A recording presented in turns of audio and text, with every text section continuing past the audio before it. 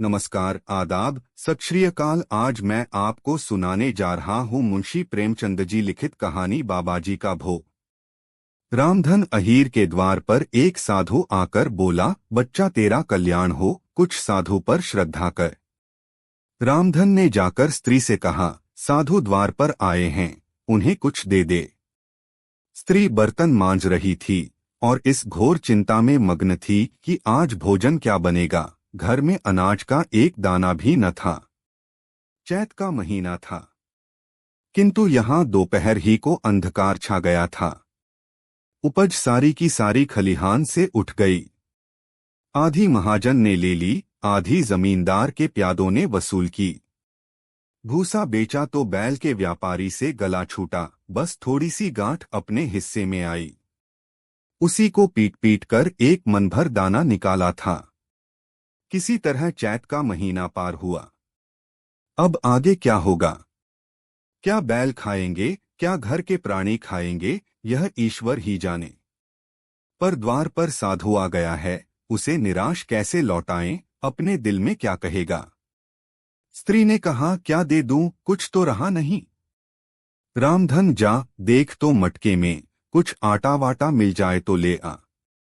स्त्री ने कहा, मटके झाड़ पोंछ कर तो कल ही चूल्हा जला था, क्या उसमें बरकत होगी। रामधन, तो मुझसे तो यह न कहा जाएगा कि बाबा घर में कुछ नहीं है, किसी के घर से मांग ला। स्त्री जिससे लिया उसे देने की नौबत नहीं आई, अब और किस मुंह से मांगू। रामधन, देवताओं के लिए कुछ अंगौवा निकाला है न, वही ला दे आऊं। स्त्री, देवताओं की पूजा कहाँ से होगी। रामधन, देवता मांगने तो नहीं आते, समाई होगी करना, न समाई हो न करना। स्त्री, अरे तो कुछ अंगौवा भी पंसेरी दो पंसेरी है, बहुत होगा तो आध से। इसके बाद क्या फिर कोई साधु न आएगा, उसे तो जवाब देना ही पड़ेगा। रामधन, यह बला तो टलेगी, फिर देखी जाएगी। स्त्री झुंझलाकर उठी और एक छोटी सी हाड़ी उठा लाई, जिसमें मुश्किल से आध सेर आटा था। वह गेहूं का आटा बड़े यत्न से देवताओं के लिए रखा हुआ था। रामधन कुछ देर खड़ा सोचता रहा, तब आटा एक कटोरे में रखकर बाहर आया और साधु की झोली में डाल दिया। महात्मा ने आटा लेकर कहा, बच्चा, अब तो साधु आज यहीं रमेंगे, कुछ थोड़ी सी दाल दे तो साधु का भोग लग जाए। रामधन ने फिर आकर स्त्री से कहा। संयोग से दाल घर में थी। रामधन ने दाल नमक उपले जुटा दिए, फिर कुएं से पानी खींच लाया। साधु ने बड़ी विधि से बाटियां बनाई, दाल पकाई और आलू झोली में से निकालकर भुर्ता बनाया। जब सब सामग्री तैयार हो गई तो रामधन से बोले, बच्चा, भगवान के भोग के लिए कौड़ी भर घी चाहिए। रसोई पवित्र न होगी तो भोग कैसे लगेगा। रामधन, बाबाजी, घी तो घर में न होगा। साधु, बच्चा, भगवान का दिया तेरे पास बहुत है, ऐसी बातें न कह। रामधन, महाराज, मेरे गाय भैंस कुछ नहीं है, घी कहाँ से होगा।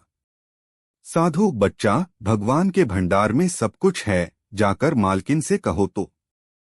रामधन ने जाकर स्त्री से कहा, घी मांगते हैं, मांगने को भीख, पर घी बिना कौर नहीं धंसता। स्त्री, तो इसी दाल में से थोड़ी लेकर बनिए के यहाँ से ला दो।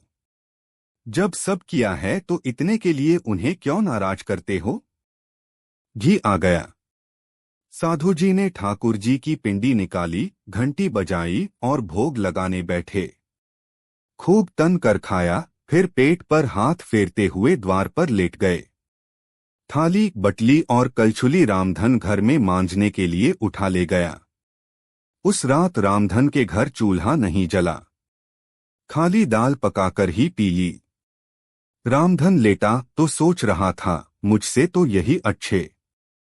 यदि आपको कहानी पसंद आई हो तो कमेंट जरूर कीजिए और चैनल को सब्सक्राइब करना ना भूलिए और भी इसी तरह की कहानियां सुनने के लिए घंटे का बटन दबाइए।